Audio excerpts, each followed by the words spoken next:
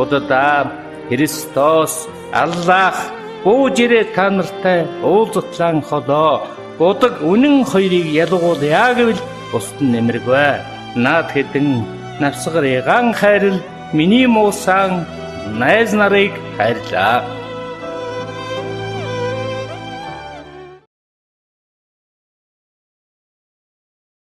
Хүсэл хэсэл ээлжилхийг л алаг хорвоо гэдэг байх.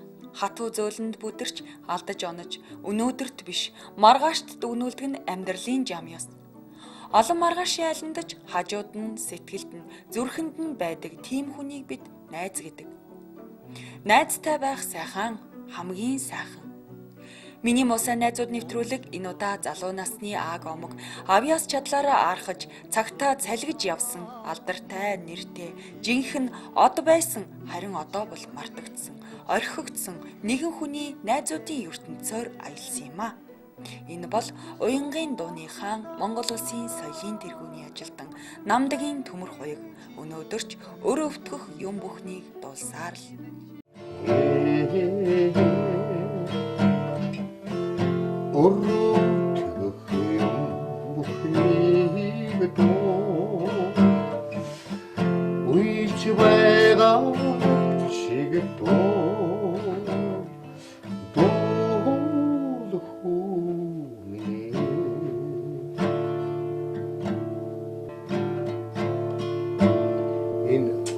За юу өстэй янз. Хоолой энэ юу битүү шин тэр усан лэглэг унтаж байгаа болсон. Найз гэхлээр ч одоо бүр хүүхэд байхаас эхлээд л багын сургуулийн найзууд бүр цэцэрлэгээ центр явсуулсаар байдаг шүү дээ. Хамгийн анхны найз тэдэнтэйгээ найзалсан түүхэн их сонин хутга шидэж тоглох түүний бас нэгэн авьяас бүр олон шавьтай гэж багын найзуудаа сандаг маш их үгийлдэг гэж намуухан хэлэх түүний харц хүлээхийн жаргал зовлон ин шүүдэ гэж хэлээд л байх шиг. Одоо тэр улсуудаас одоо цөөх үлдээдлээ. Одоо энэ хотод бол 9 хурууган Баатар гэдэг мундаг ажилсаг жолооч. Тийм нэг хүн тэрнтэйгээ уулзаж ямчихгүй л. Тэгвэл сургийн тэр яах гаргаа гэх юм гарч болно л да. Хэрэг байлгүй яах вэ? Тэр чинь ерөөсөл хүний эцэг их одоо тийм ээ. Одоо ах トゥ гэдэг одоо өөрийн гэр бүлийн улсуудаас чинь одоо гадуудлын хүрээний улсууд болно шүү дээ. Тэгэхээр ч одоо энэ нийгэм чинь одоо дотн сүж биеийнхээ жаргал зовлон ойлгож яваа. Ямар ч үед нэгийг хийдэггүй. Тийм их тэгэл одоо найз гэж хэлнэ шүү дээ. Цамбал хүндүүгээд дууч байгаа. Тэр чинь бол одоо надтай бол хажуу талай донд талцсан. Одоо миний хөр зэрэгт яваад ирсэн. Би зэрэгт яваагүй. Яасан шүн хинтээ аймгийн гудамжинд явж байгаа хоёлаа. Хүн цөөх юм чи тэгээд гудамжинд таарч чи би юм гэдэг бол тэгсэн чинь цамбалын дүнэг тийм юм сонсон байдаг л да. Миний хөрөг бол зэрэгт байхдаа бас сахилахгүй утга шүүг шийд тоглодог байсан юм байна л. Тэгээд ер нь өөрийгөө аваа шидчихдэг ундаг гэж бодоод явжсэн чинь улсууд хэлсэн юм л да. Ой төмөрөд гэсэн төлөвөө ч юм уу хөөхдөд ч гэсэн юм. Тэр үстэй галзуу шийддэг штэ гэж ярьж исэн юм л да. Хүнээс сонссон. Тэгээ хоёр үнийг танихгүй явж байгаа. Гудамжинд таагалдвал ийм гар шийдэн тусгаж болох гар шийдэнгийн одоо энэ фокус тусаа шүү дээ. Ерлийн онд би хотог шийдэл тэгж тэр анх танилцж. Тэгээ зүйлдээ яг энэ урлаг уран сайхан гэж нийлээл жолооч молооч гэж бид чамд. Тэрийн зэмдэн тэр бол олон жил явлаа. Замурыг бол баруун солгоогүй шийдэн эрэг шар шийдэн тийм хутга зоод. Тэр маань бол одоо хулиган гэхээсээ гадна тэр бас хүний авьяас мэдрэмж тийм ээ. Бас нэг тэр гоц зүй шүү дээ. Одоо хүн болгон ч бас тэр ихний шийдэл зоогоод байдаг асуудал ш нарийн юм дээр. Тийм авьяастай манай найз ерөөс анх би дуулдаг гэж мэд. Ер нь дуулдаг байсан. Тэгээ дараа нэг хинти 10 дугаард манай найз засварч хийж багтай нэг юу ажилласан нэг цахилгаан гэж юмтай хөөрхөн борлогомоор дуулчих би нэг соёлын ордны тайсанд харж ирсэн. Гэхдээ бол яг ингэ тийм одоо үеийн тэр дуулдаг шиг дууны тэр арга барил тэр гоё юмд бол оролцоог яг жидийн дуулдаг юм шиг дуулж. Тэгээд тэрнээс хойш тэр чинь бол үеийнхээ би бэрхийн автогийн 39 дуураас жолооч. Тэгээд миний хажуу сууж над эсмэн явна. Тэгээд солгоо юм чинь гитар хаагарыг машин энтлийн цонхоор байдаг хоёулаа.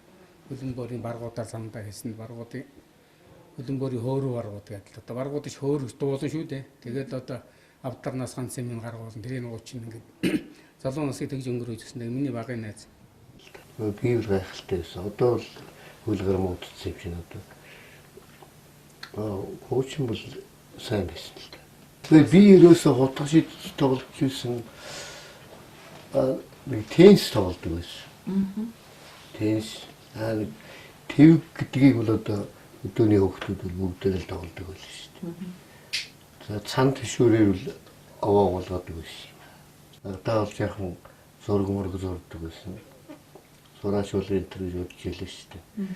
Төрөл хөрлөгийн сургуульд энэ тэнцчээд үж яхад манай аав намайг сахилгааны хөрөг одоо энэ хотод аваачиж хог дээр гаргахгүйгээд төрөл хөрлөгийн дунд сургууль чинь явуулгүй хинтээний хөдөөжхөн хэмсдэг намайг малчин механик затрыг гэдэгт оруулж ирлээ. Тэр нэг нүүлээ цаглаа ийм салтур малтур нэмнэ саад үлээгүүн цаглаа хайчаар хонь энэ хэрэгдэг тийм талайдууд тийм сургууль шал дургүй юм оруулаад тэгээд тийм чинь 2 жил сарын 165 жилүү тийм төргөний студенттэй тэгээд цаараас нь бэлэн энэ хувцсагдаг үлээ шүү дээ.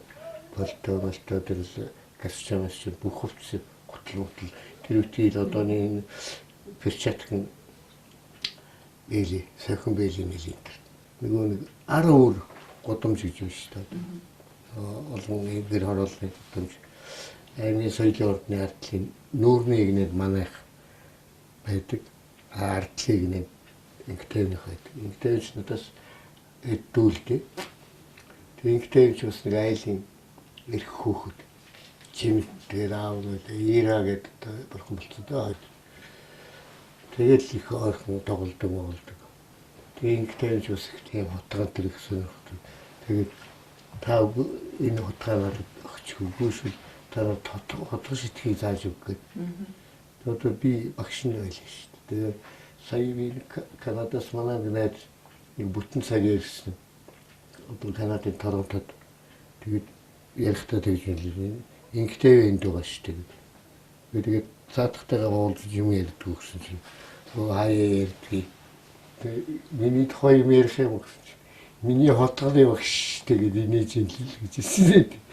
Тэгээд ер нь тэгээд багын найзууд ер нь тэгээд их холбоотой үлддэг нь их цөөхөн байдаг юм шүү дээ. Сургууль соёлгээл ингээл дэрмний шийдэж яваад амьдралын мөргөг мэрэгжил өөр болоод ингээд ягаад ирэхлээр зүйлсүүд уулзалтаас уулзалтахгүй нэг тийм тэр мөсөч нүдэ маллаар ивчээ зарим жолооч за шишэл амьдрал ирэхээр шийдэж явчих.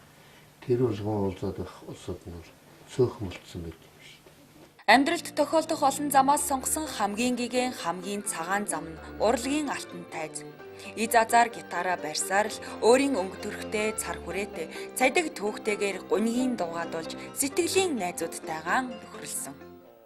84-5 онд хэнтид чинь 20 ханг байлаа. Тэнд байсан залуутай танилцж байсан. Тэр бол одоо Чимэг төвчийн Балбаатар гэдэг. Хойд нэг шашны хэрэг шоронд болсон шашин чинь хаалттай мэргэлдэг дүргэлдэг улсууд ишмэрж яваад орчдөг гэсэн. Тэгэхэд нэг сонин залуутай танилцсан. Тэрийг л одоо би амьд байдаг бол нэг уулзах гэсэн. 83 онд Ардын давжгийн хаан хинтийч болох гэж байгуулагдсан. Хинтээ аймгийн соёлын ордон гэж байж байгаа. Тэгээ байгуулагдсан. Бол ихэнх нь миний үеийнхэн бол зата бараг байхгүй л тэгээд дандаа залуучууд болчихсон. Сая хинтий төчөөд энэ нойрыг би бас хинтийг үзүүлээ.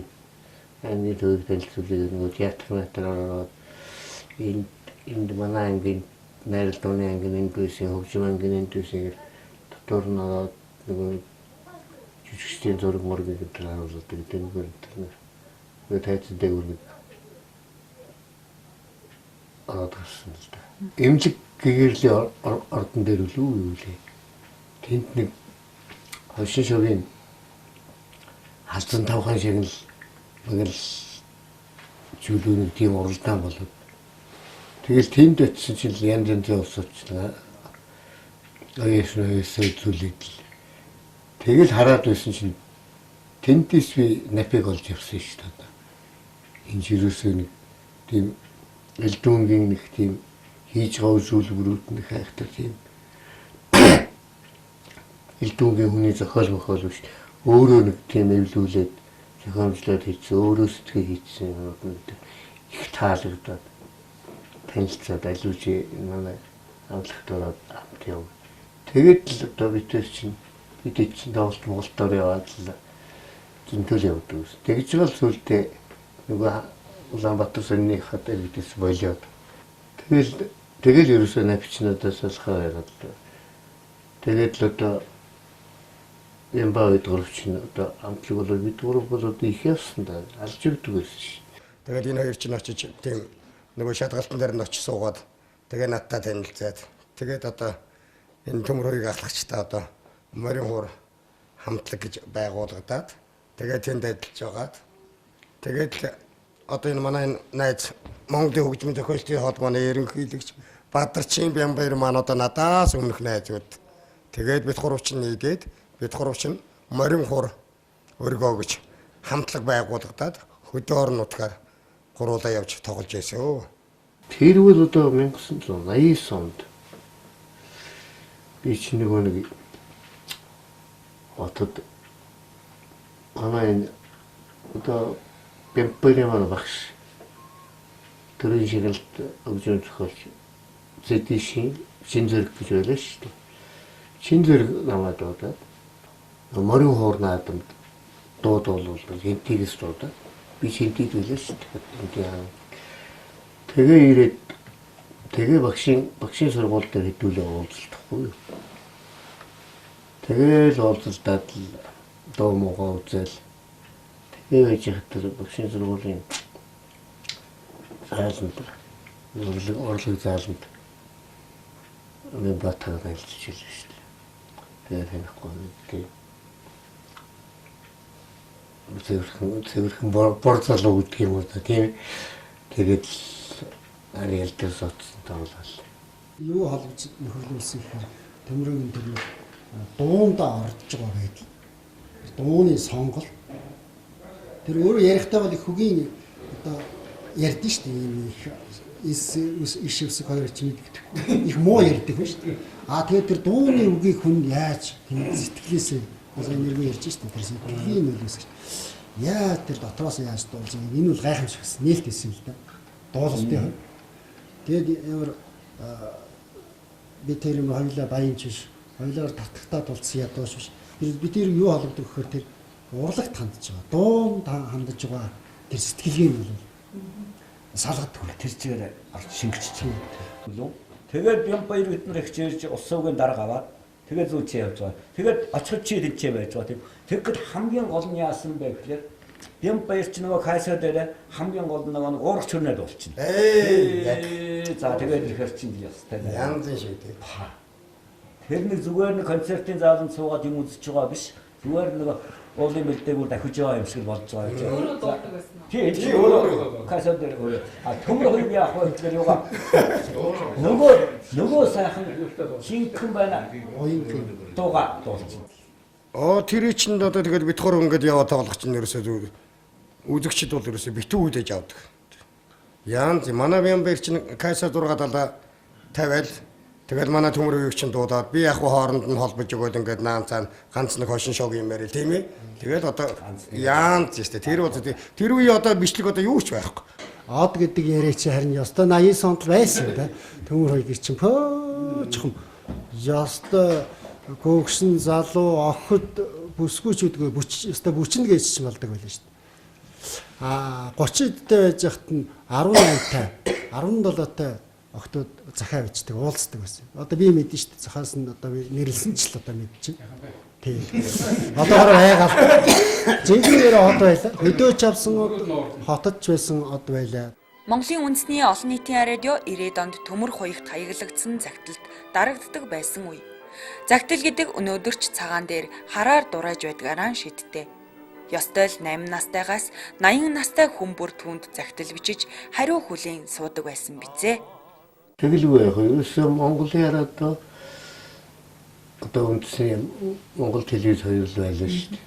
Одоо ийм л дүнгийн FM гэж байсангүй Оросын телевизийн сувггүй ганцхан огт нэг гардаг л байлаа шүү дээ.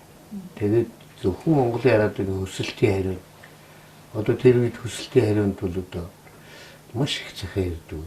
Анхны амьдрал хайр дээр тогтдог гэдэг дуулаад л ерөөсөө дуусна. Эпэрээр сацгчны маргаашнаас эхлээд ерөөсөө тэр дуучны өдөрт хэд явдаг гэсэн юм бэ. Би өөр эхлээд ингээд санамжгаа тэр үедээ ингээд сонссон үедээ гээл тэдний дэдэн цагаас явлаа гэл дэвтэр дээр бичдэг байсан. Юу шүүлдэ тоогаалт юу гэсэн. Замгүй тэгэл тэр дуунаас ч нь бол энэ тэндээс ч захаана хайрэл тэндээс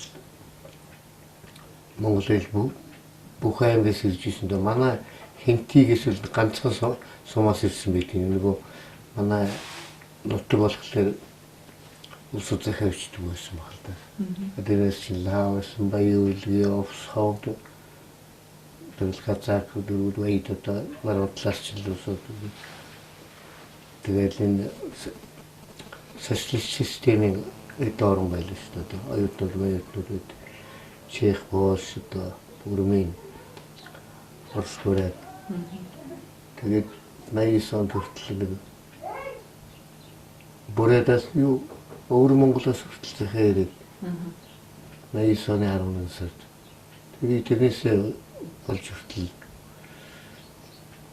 аюулаас хамгаалахын тагнуулын юм байцаагч яагаад өөр Монголоос хятадаас захаа ирж байгаа. Тэр чинь нөгөө арчил гараагүй хятад Монголын харьцаач муу байсан. Тэгэхээр Оросоос бол Боредас захаа ирэхэд бол тэр захаа бол хамаахгүй шүү дээ. Хан хинти чуулгараа өгсөн тийм өргөн хүрээтэй бүрх малгайтай урт төстэй солгой гитарчин залууг л Монголын ард юм андахгүй. Энэ бол яг Монголын соёлын төрний ажилтны дуучин Төмөр хоёг байгаа юм. Тэгээд Төмөр хоёг дуучин бол уянгын дуучин л да. Энэ хүн 80-ад оны дунд үед уран бүтээлийн гараагаа эхэлсэн. Зүгээр Монголын ард түмэнд танил болсон гэж хэлэх юм бол 1987 онд Монголын радиод анхны дуунуудаа бичсэн. Тэр л үеэс ард түмэн их сайн таньдаг болсон.